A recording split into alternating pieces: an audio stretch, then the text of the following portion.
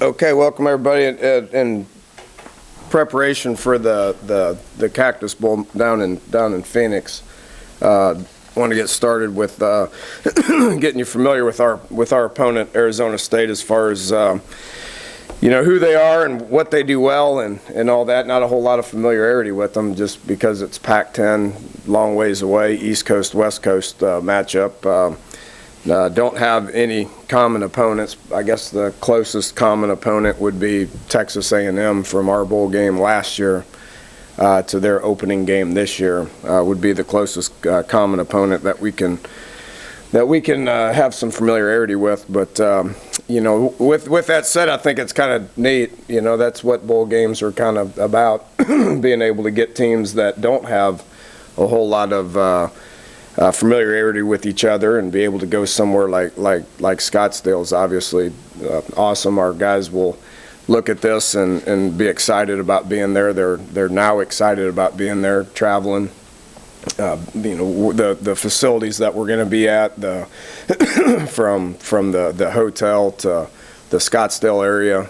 I know the practice site that we go to is a first-class one. Then going to Chase Field, where the Diamondbacks play, I know is going to be a great fan experience. I'm always curious on how the football field fits into a baseball stadium. That's always a little tight, but nonetheless, I know it's a great facility, and obviously the relationship with Ken Kendrick is important.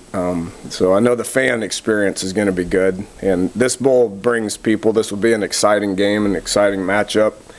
A lot of people in that area are going to want to come to the game, whether they're Mountaineer fans or Sun Devil fans. There's still going to be a lot of people that are going to want to come. So expecting a full crowd in a great atmosphere at a quality place. So everything's going to be pretty neat, and our guys are pretty excited about it. Now Arizona State is a very dangerous team.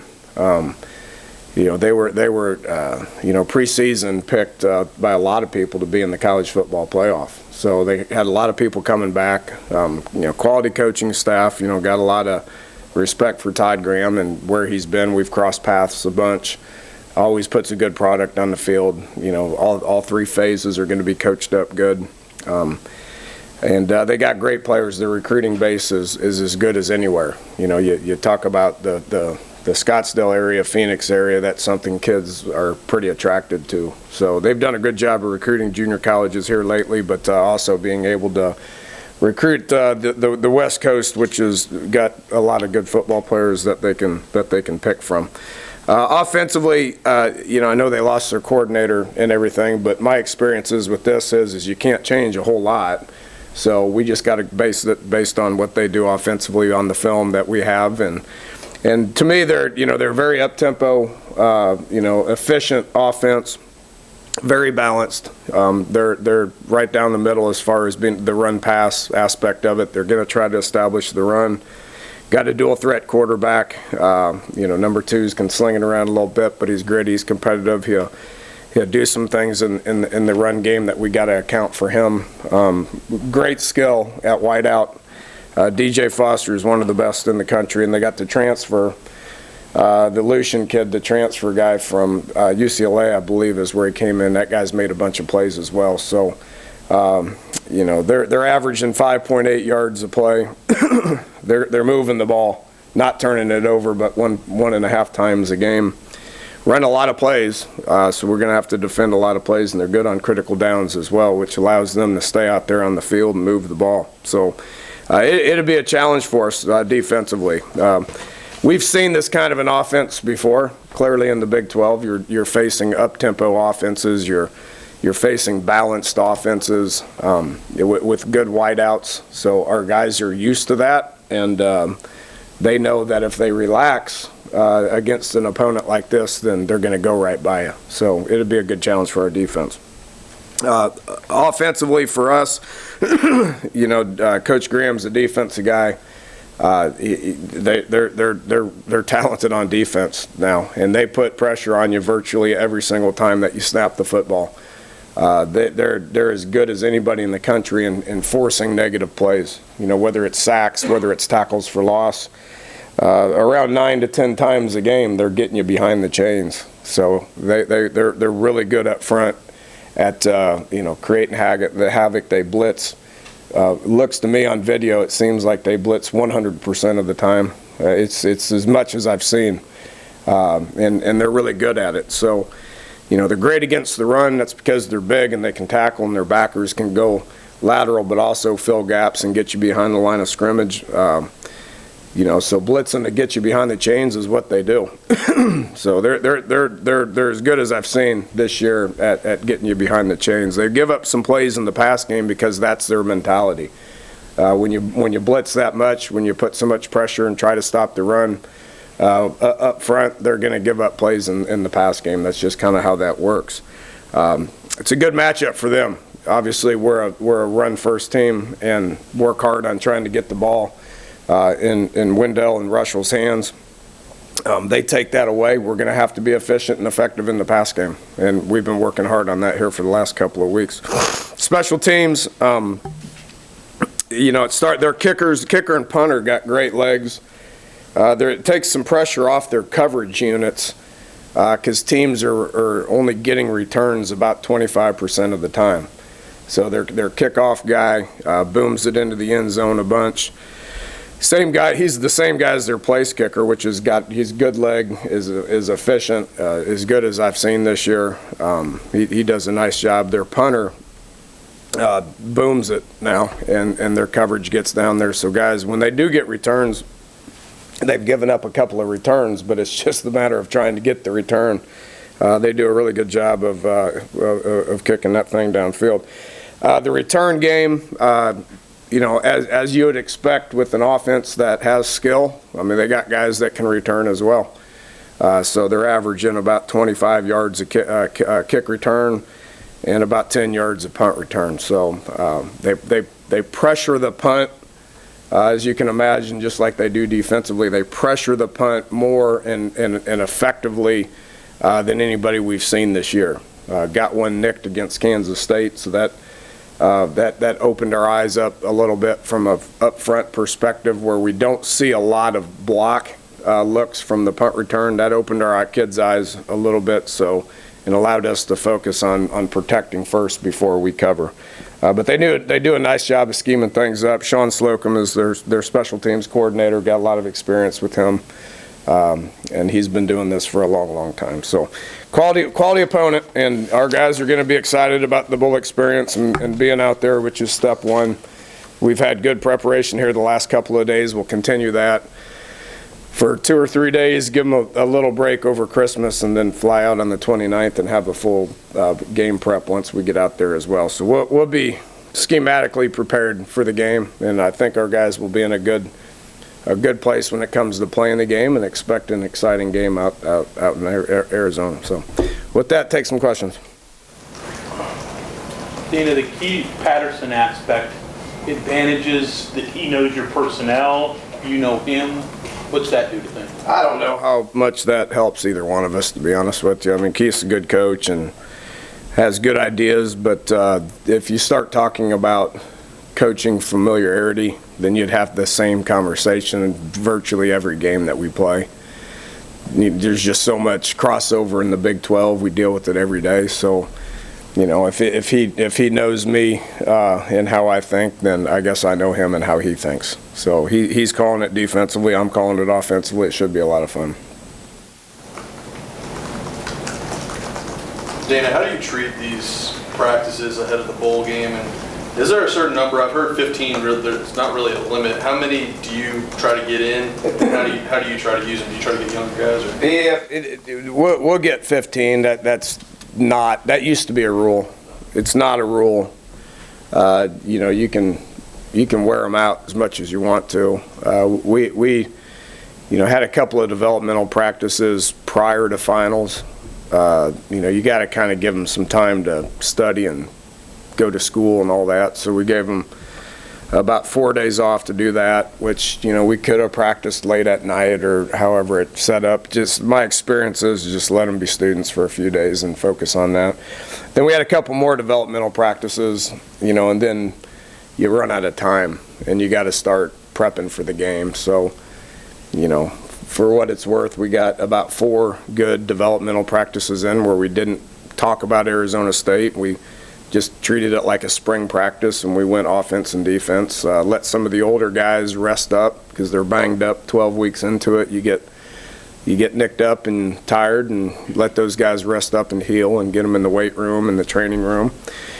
And then you gotta start focusing on the game. That's the most important thing. Yes, developmental practices are important, but prepping for the game to me is more important than that. So we started that, practice 5, 6, 7, 8, something like that, and then we'll break, go down there, and then have another full week of game preparation once we get down there. Do you go to practice at night?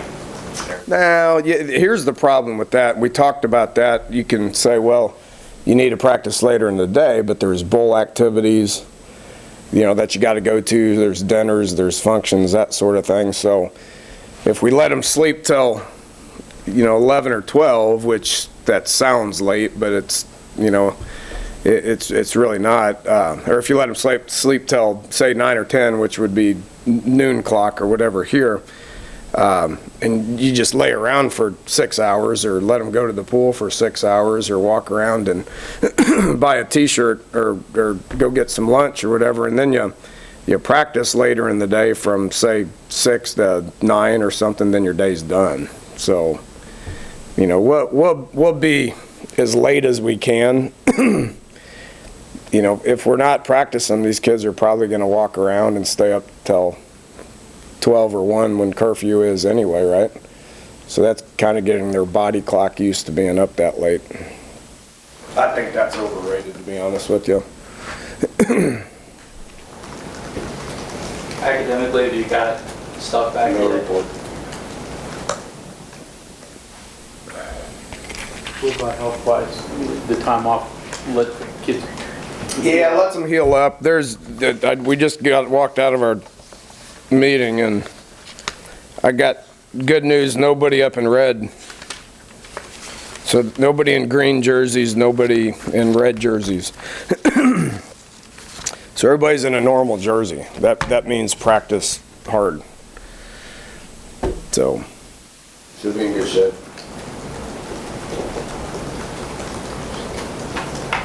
Dana, did you send paperwork to the draft advisory board for any of your underclassmen yet, or is that something you handle later?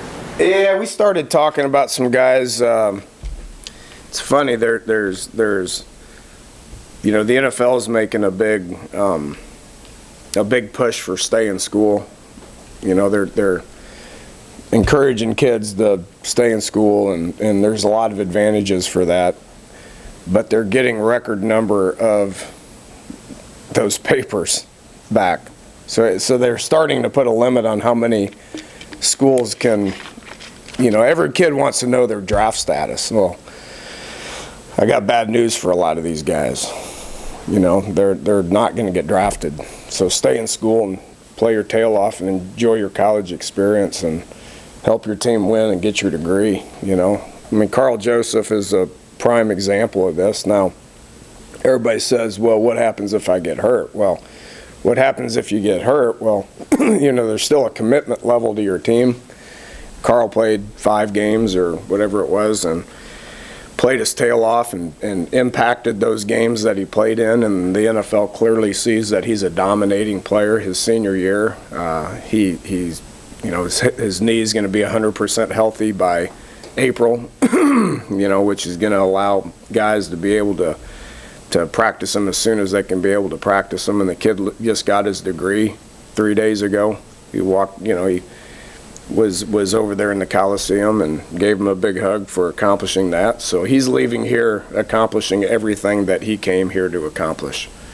That to me is pretty important. So a lot of these guys, say, well, I've got the tools to do it. Well, that might be true, but there's a lot of people that are like that. Mentally, are you in the place where you can handle that? That's a tough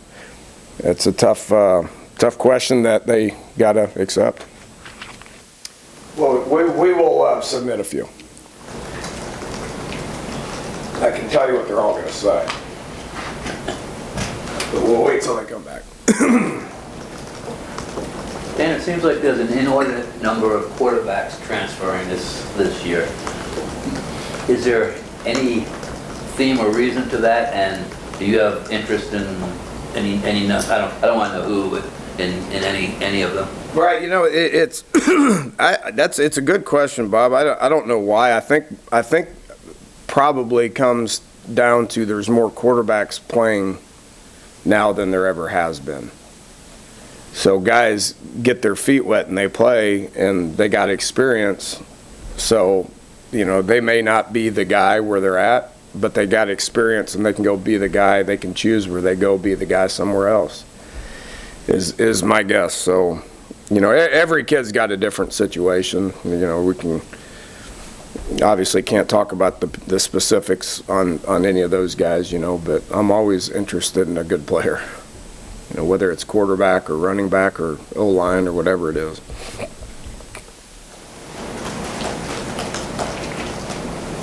Danny, your team's already played in a baseball stadium type of setting before. Any different sort of dynamic to that? No, you got to kind of walk the field and see how it's where the walls are. But when you're between we just go up to the indoor and pretend it's the baseball stadium. So you have some close walls. If you sense yourself getting close to the line, you might want to brace yourself. But if it wasn't fit to play, then they obviously wouldn't do it. So I've been to Chase Field, and it's a great stadium. It's going to be a first-class fan experience. I can assure you that. From a player's point of view, the bowl game is, everybody wants to play in a 100,000 seat stadium and all that stuff, but from a bowl perspective, it's about the 4 or 5 days prior to the game more than anything. That's the bowl experience. And then you get tired of the bowl experience and you can't wait to play the game if you do it right. So, playing a parking lot, if it's on TV and it's the only game being played and it's the last game being played and it's on national TV and everybody from the West Coast to the East Coast is going to be playing, I would imagine that you get pretty fired up to play, regardless of where it's at. I'm always curious about the turf. That's what I'm always curious about. That was a nightmare in New York because of the weather. The new turf and the weather. They've assured us out in Phoenix that they do a good job with their turf, and I think they're going to close it in. So it'll be a sterile environment, which will be good. Danny, you mentioned Carl Joseph. You had a number of players graduate. Just address that and then how those kids, some of them graduated early. Yeah, well, a couple of them. Skylar, I know, did. I think that was about it. But yeah, there's having 17 of them. That's a pretty healthy number of guys that'll be playing. Some of them won't even be playing their last game, but most of them playing their last game with a degree is something we're proud of. That happens with older guys, obviously. We've been talking a lot about 4th and 5th year seniors. Well, 4th and 5th year seniors, if they maintain eligibility, I don't know how you wouldn't leave here with 2 degrees. As many opportunities as you have to take class. So a lot of those guys are in grad school right now. But yeah, that's something we're definitely proud of to have those guys with their degree. You pick a university to go play some ball and get a degree, and how many times have we talked about these seniors that it's a special class because so many of them came here, and there's even 3 or 4 that came in with those guys that aren't here anymore, but they have their degree. So a lot of the high percentage of those signing classes back 4 and 5 years ago are leaving here accomplishing what they want to accomplish. They just want to be able to leave with a win. So that's what we're kind of focusing on now. With regard to Curfews, as an assistant, now the head coach, has your philosophy changed, or have you seen things that worked one place and didn't work somewhere else? At the bowl site? Yeah, you gotta have one, and we will, especially in a place like Scottsdale. In a bowl setting, there's so many people involved with it. We'll have some a couple of police officers with us. The Bowl site will have some police officers with them. You corral it and you tell them to do it the right way and have fun. You know, give them a couple of days to experience the the places that they allow you to go. So there's going to be some places that you can go. There's going to be some places that you can't go. You got to monitor it and let them have fun. But you know, night one's usually a little later, and then night two is a little earlier, and then night 3 and night 4 they won't leave the grounds. So have fun for a day or two, and then it's time to play. Coach, one of the guys that graduated, a guy we've followed since high school, Shaq Pettaway, how are you going to remember what he's contributed after bouncing back from the knee injury a couple years ago, and to what he's been able to do leading up to this last game? Yeah, just resilient. Another kid that just walked across the stage 2 days ago with his degree.